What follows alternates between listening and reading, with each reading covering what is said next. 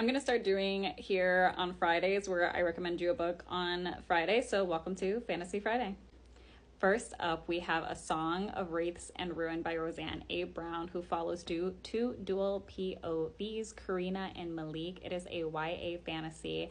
I absolutely love this story and how both characters felt unique in and of themselves.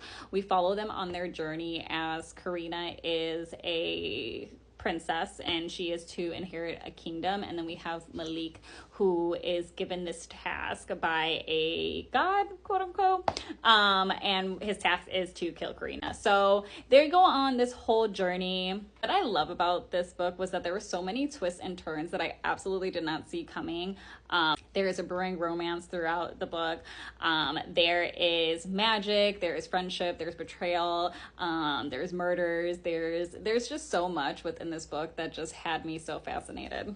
The second book is A Psalm of Storm and Silence. This, again, was such a great conclusion to the duology where I felt like it wasn't rushed. I felt like everything was wrapped up really nicely. It's a little bit longer than the first book, which I always think the second book should be a little bit longer, just to be able to give the characters time to fully develop and come to their own conclusion. This was just a wonderful series. If you haven't read it and you're into fantasy and looking for something to read, I definitely would recommend this. I would say that this is a light fantasy. Like, if you're not a fantasy reader but like to dabble in fantasy, this would be a good pick for you.